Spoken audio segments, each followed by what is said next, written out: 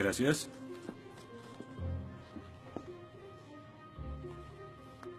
Disculpe, señor... Wheaton. Josh Wheaton. Señor Wheaton, ¿le pasa algo? No puedo hacer esto. No puedo hacer lo que pide, soy cristiano. No, no se preocupe, aún puede regresar a su dormitorio. Arrodillarse y orar al lado de su cama si quiere. Lo que haga con su vida es su problema, pero lo que haga aquí en la clase es el mío. Yo no puedo. Muy bien, señor Wheaton. Déjeme explicarle la alternativa. Si no puede admitir que Dios está muerto para el propósito de esta clase, entonces tendrá que defender la antítesis de que Dios no está muerto y será enfrente de la clase, en el atril. Y si falla, que de hecho lo hará, perderá esta sección que equivale al 30% de la nota final de este curso. ¿Lo acepta? ¿Quién decide si gano o pierdo la discusión? Pues yo lo haré. Es mi clase. Yo dirijo. La evaluación es mi privilegio. Con todo respeto, pero no creo que sea objetivo. ¿Y qué es lo que propone? Bien... ¿y qué tal ellos? Bien, es interesante, pero ¿por qué darles el poder a ellos? Ya los convenció. Lo que debo hacer es desconvencerlos, para que admitan su error.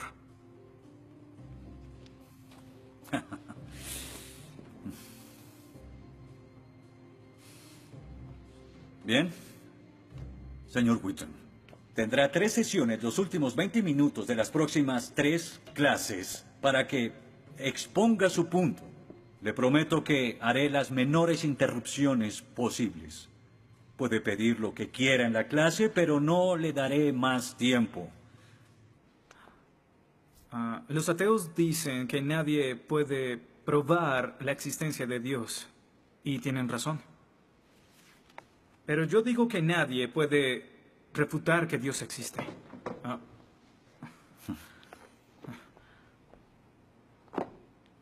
Pero la única forma de debatir este asunto es observando la evidencia disponible.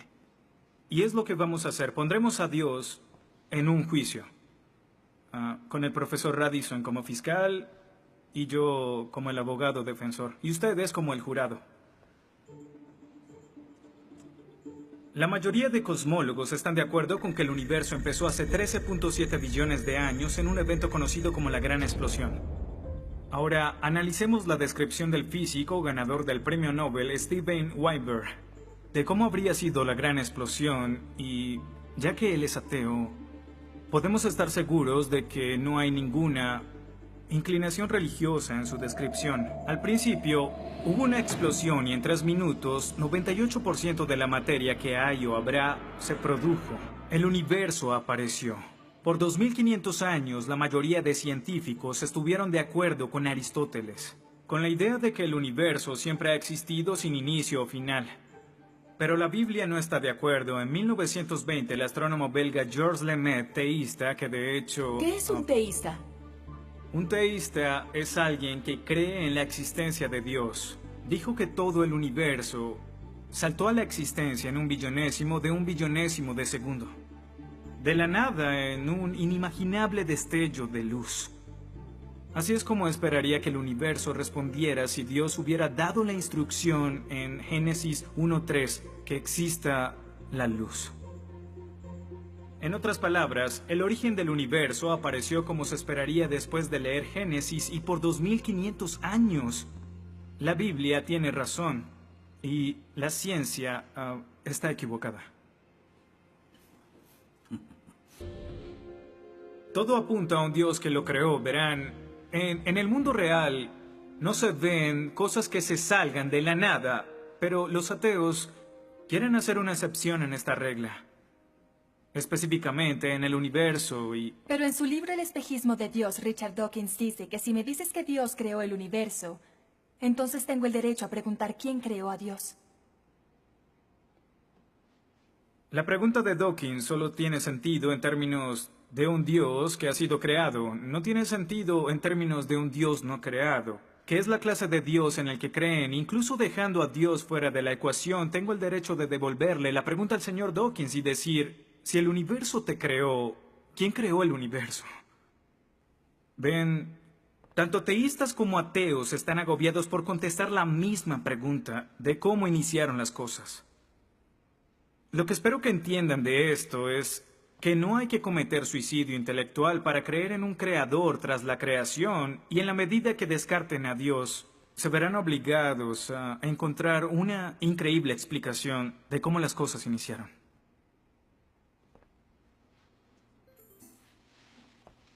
Me imagino que estás satisfecho con tu presentación.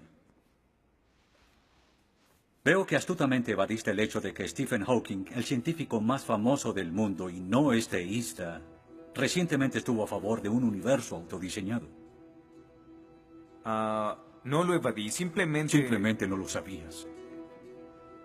Bien, veamos lo que el profesor Hawking, profesor lucasiano de física de Cambridge, quien ahora ocupa la silla usada por Sir Isaac Newton, tiene que decir sobre el origen del universo.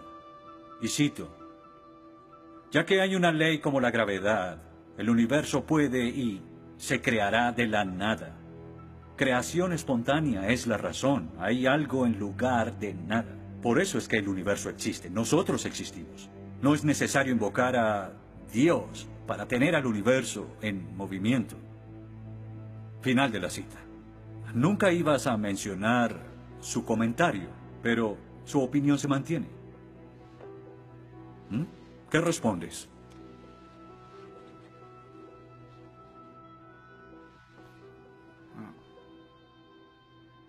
No sé. ¿No sabes? Pinché el globo de todo tu argumento con un solo alfiler y... ¿tú no lo sabes? Oh. Señor, me gustaría decirle que tengo la respuesta perfecta, pero no quebranta mi fe. Oh, ok.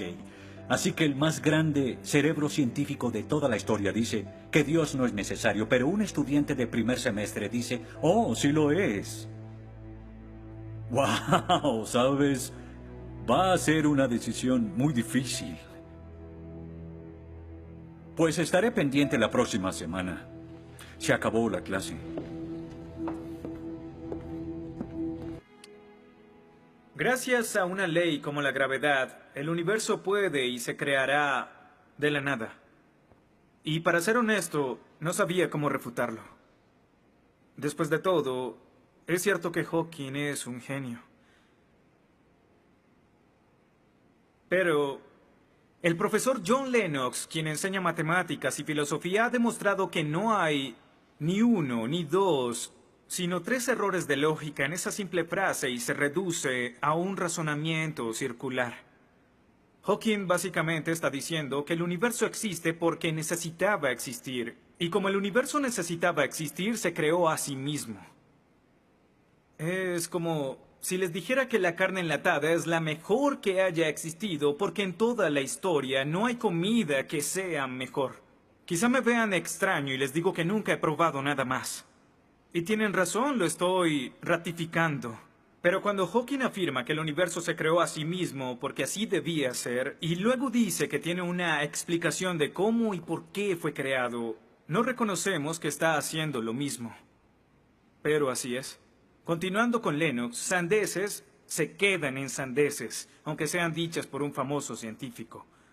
Y el público asuma que son declaraciones de la ciencia. Este es el tope de la arrogancia. ¿Me estás diciendo que tú, un estudiante, afirma que Stephen Hawking está mal? No. Lo que digo es que John Lennox, profesor de matemáticas y filosofía, encontró que las razones del profesor Hawking son incorrectas. Y si no soporta mi desacuerdo con Hawking, le sugiero que vaya a la página 5 de su libro, en donde insiste en que la filosofía está muerta. Y si está tan seguro de la infalibilidad de Hawking y la filosofía realmente está muerta, entonces no hay necesidad de esta clase. El mal. Se dice que el mal es el arma más potente del ateísmo contra la fe cristiana. Después de todo, la existencia del mal nos lleva a una pregunta. ¿Y si Dios es tan bueno y tan poderoso, ¿por qué permite que el mal exista? La respuesta a esto es muy simple. Libre albedrío. Dios permite que el mal exista por el libre albedrío. Desde el punto de vista cristiano, Dios tolera el mal en este mundo por un tiempo para que un día todos los que eligieron amarlo estén con Él en el cielo, apartados del mal, pero con el libre albedrío intacto. En otras palabras, la intención de Dios con el mal es destruirlo un día. Oh, qué conveniente. Un día me desharé de todo el mal del mundo, pero hasta ese momento tendrán que lidiar con las guerras, holocaustos, tsunamis, pobreza, hambruna y sida. Que se diviertan. Luego nos enseñará sobre el absolutismo moral. ¿Pero por qué no? El profesor Radisson, quien claramente es ateo, no cree en absolutismo moral, pero en su programa dice que planea hacernos un examen en la última semana. Apuesto a que si consigo una A en el examen haciendo trampa, inmediatamente empezará a sonar como un cristiano insistiendo que está mal hacerlo. ¿Y qué base tendría él? Si el propósito de mis acciones es lograr el éxito, entonces, ¿por qué no podría hacerlo? Para los cristianos, el punto de la moralidad, lo que constituye lo bueno y lo malo, es una línea directa que nos conduce hacia Dios. Oh, estás diciendo que necesitamos a Dios para ser morales, que una moral atea no es posible. No, pero sin Dios no hay una razón para ser moral, no habría un estándar para el comportamiento moral. Para los cristianos, mentir, robar, hacer trampa en un examen para lograr una calificación que no merezco está prohibido. Pero si Dios no existiera, según Dostoyevsky, este es el punto. Ahora, si Dios no existe, entonces todo es permitido. Y no solo es permitido, sino sin sentido. Si el profesor Radisson tiene razón, entonces nuestra lucha, nuestro debate, lo que decidamos aquí no tiene sentido. Nuestras vidas, nuestras muertes no serán diferentes a las de un pez dorado. Oh, qué ridiculez. Después de toda tu charla, ¿quieres decir que solo hay una opción? Creer o no creer. Así es. Eso es todo. De eso se trata todo. La diferencia entre su posición y la mía es que usted les quitó su elección. Les exigió que eligieran la casilla marcada con no creo. Sí, porque quiero liberarlos. Porque la religión es como un virus mental que los padres han heredado a sus hijos. Y el cristianismo es el peor de todos. Lentamente se mete en tu vida cuando estás débil, enfermo o indefenso. ¿La religión es una enfermedad? Sí. Sí, infecta todo. Es la enemiga de la razón. ¿Razón? Profesor, usted dejó la razón hace mucho tiempo. Lo que nos está enseñando aquí no es filosofía, ni siquiera es ateísmo. Lo que nos está enseñando aquí es antiteísmo. No es suficiente. Necesita que todos no creamos como usted. ¿Por qué no admites la verdad? ¿Quieres enredarlos en tu primitiva superstición? Lo que quiero es que tomen su propia decisión. Eso es lo que Dios No sabes quiere. cuánto voy a disfrutar reprobándote. Pero ¿a quién realmente quiere reprobar, profesor? ¿A mí? ¿O a Dios?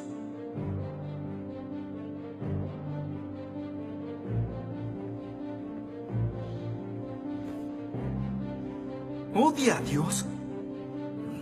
Ni siquiera es una pregunta. Ok. ¿Por qué odia a Dios? Esto es ridículo. ¿Por qué odia a Dios? Responda la pregunta. ¿Ha visto la ciencia y los argumentos? La ciencia avala su existencia, conoce la verdad. ¿Por qué lo odia? ¿Por qué? Esta es una pregunta simple, profesor. ¿Por qué odia a Dios? Porque Él me quitó todo lo que era importante para mí. Sí, yo odio a Dios. Todo lo que siento por Él es odio.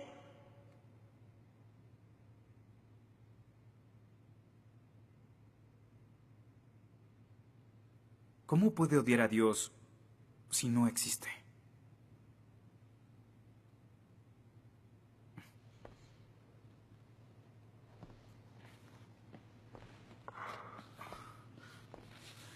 No probaste nada. Quizá no.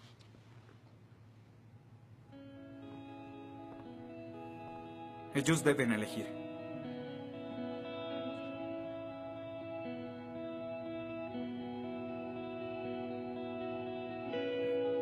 ¿Está Dios muerto?